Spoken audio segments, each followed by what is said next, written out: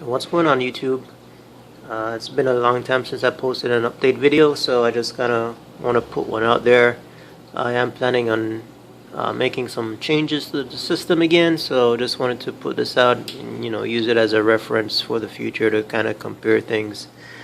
First thing I guess we got to go over is a couple things I forgot to mention in my last video. In case you never noticed it, is that my tank does not have any anemones in there anymore, and it's kind of pretty obvious why, because there's no space.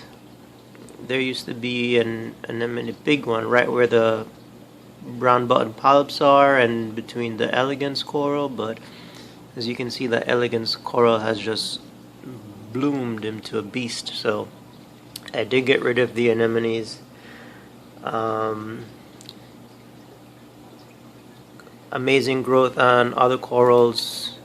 The red Montipora, that's probably like maybe 4 or 5 times the frag size when I got it. Purple stylo, a lot of new branches. I would say that's at least 3 or 4 times larger than when I had it. The green Damicornis is doing pretty good. It's a slow grower. It's not as fast as the stylo or the Monty. Brown button polyps, the green Montipora in the back. It's partially being hidden by the elegance, but it's starting to grow. It's like a shape of a bowl, and it's starting to go straight up vertical. So that's pretty cool. Got the pallies in the back there. Couple corals did get moved around right in front here, where I have a couple of feather dusters. I used to have my candy canes, but as the red Monty got larger, they started to overshadow the candy canes, so I moved the candy canes up into the back left of the tank.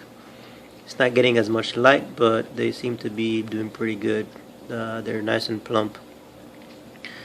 Hammer coral is still there. It's not as large as it was before, partially I guess because due to the reduced lighting. And I did place a couple frags of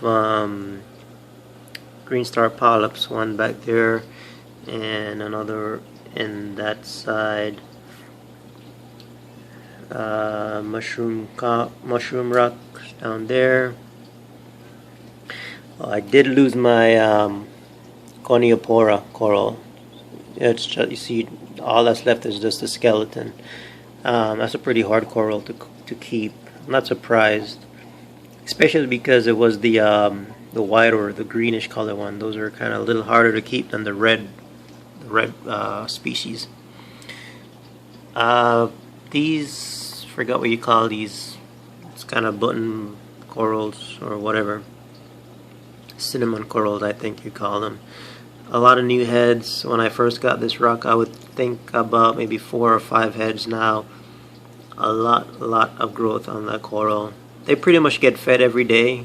Not because I target feed them, but when I feed my mysis shrimp, the flow of the water goes directly into that coral. So they pretty much grab mysis shrimp every day. So they're rapidly growing. Some blue zoas there.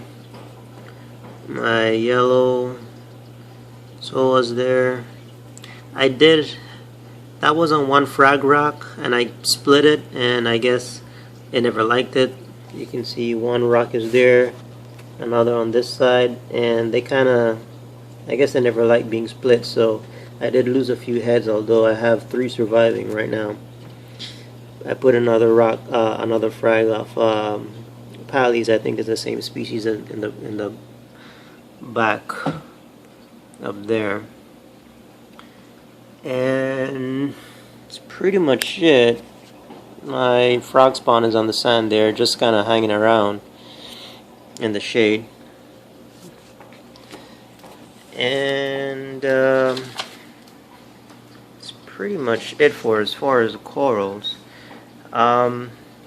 I did have an issue where my zoas were closing up, and somebody suggested that I dose iodine, which I used to do, but I stopped for a few months.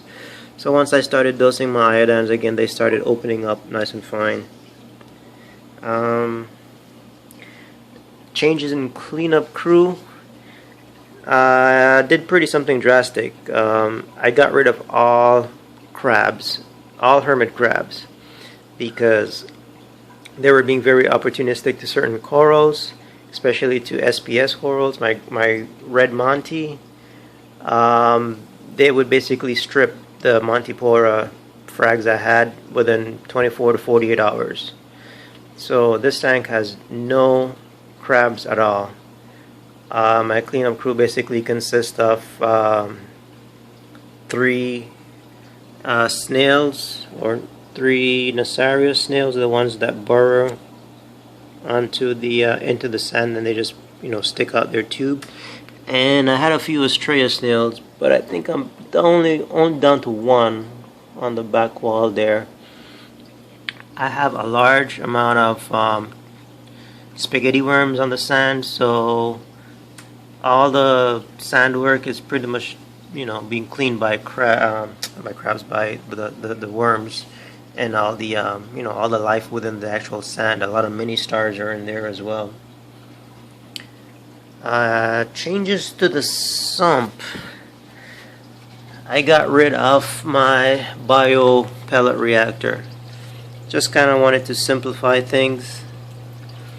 So I got rid of the pump that was driving that, so I'm down to 2 pumps, one for the chiller and one my main return pump. So like I said, I am dosing vodka again. I guess I probably just wasn't patient enough with the bio pellet reactor, but I just wanted to simplify my sump, so I'm dosing hot vodka by hand.